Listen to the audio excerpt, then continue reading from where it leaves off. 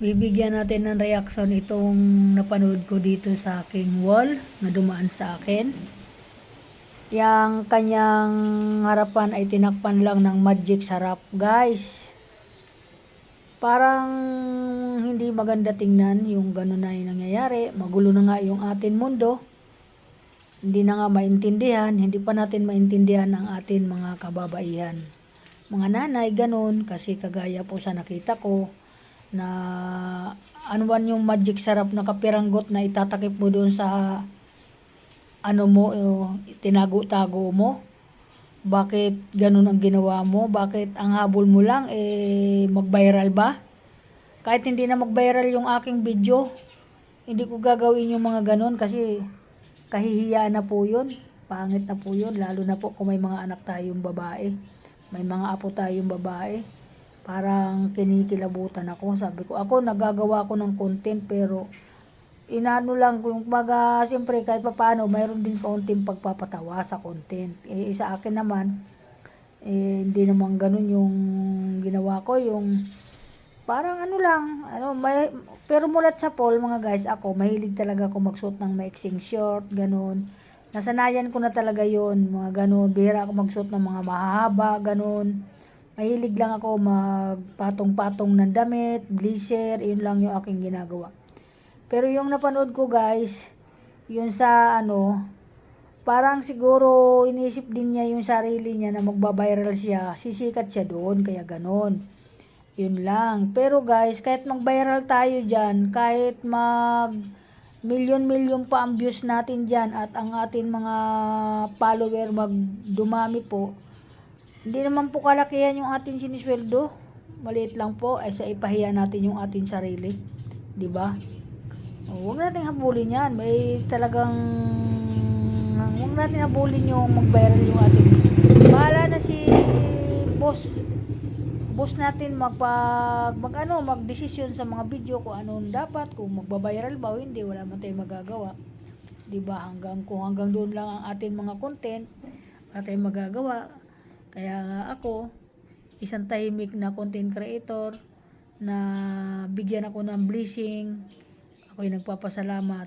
Kung hindi, salamat pa din. Kaya saan ka naman nakakita ng nakaupo ka lang na kahit papaano may napupulot kang blessing. 'Di ba? Dito na kay Facebook, ito na ang pinaka-the bits na atin pinaglilibangan na napakaganda. Kaya lang minsan tayo sa atin sarili, gusto lang natin sumikat, nga mapag-viral yung atin ginagawa. Yun po yung nangyayari na gagawa natin minsan mga kababaihan, mga nanay, yung ginagawa natin libangan para maraming manood. Hindi ko alam kung maraming natutuwa. Kung maraming nagagalit, hindi ko din alam. Pero ako, okay lang sa akin makakita ng ganyan kasi pwede ko naman hindi panoorin yan eh. Pwede ko ano yan eh. I-erase lang eh. Pwede ko yun kung ayaw ko panoorin yung content niya. Ay bahala siya kung gusto niyang ginawa yun. Wala naman tayong magagawa. Hindi naman natin hawak yung kanyang isipan. Diba?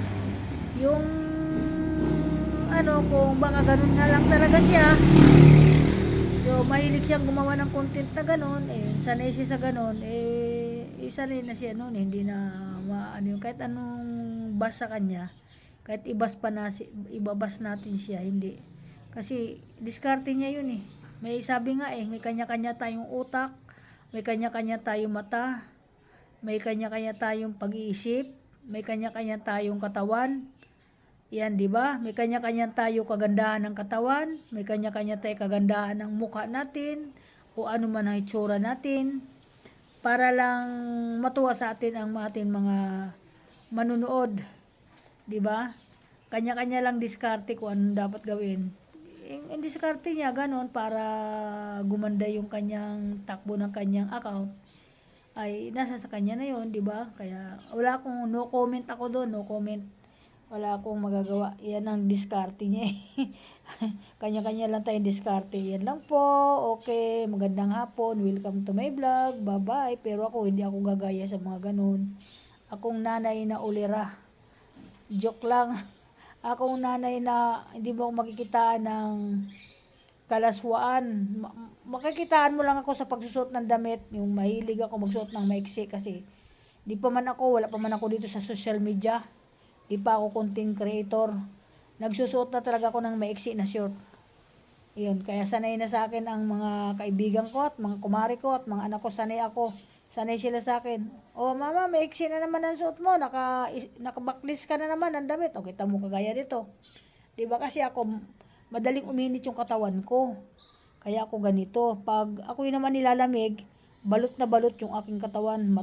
Makapal ang aking suot. Yun. Isasabay lang natin kung saan tayo masaya sa ating pagsusuot. Huwag na tayo magsuot ng mga wala nang saplot. Kasi nakakaya na yun, pangit. Diba? Lalabas tayo sa social media, wala tayong saplot. Hindi maganda na yun. O, diba? Pwede yun sa tabi ng dagat, mag-beating shot. Beating shot lang.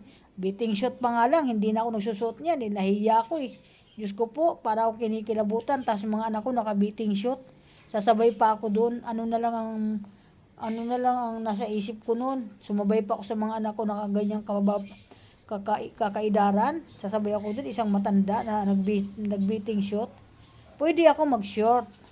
Yun, pwede ako. Tapos nag-blazer ako. Ganun lang ginagawa ko. Hindi pa nga din ginagawa ko yun. Kasi ayaw ko magbihis pag nasa dagat ako, nasa swimming pool ako. Di pa ako nagsusot ng na nude lang ako sa mga naliligo. Ayaw ko talaga lumubog sa tubig. Ganun lang ako, mahilig lang ako sumama, tapos mahilig lang ako manood. Sa mga naliligo, sa mga apo ko, sa mga anak ko, ganun lang. Ayun lang ang paborito ko. Kung may kakainin ko, kain ako kung anong gusto ko kainin. Yun lang, kain lang ako, kain tulog. Yung manood ng mga Facebook, ganun lang. Okay, welcome to my vlog. Magandang hapon po. Yan, malamig na ngayon ang hangin, kaya pinatay ko ng electric fan ko.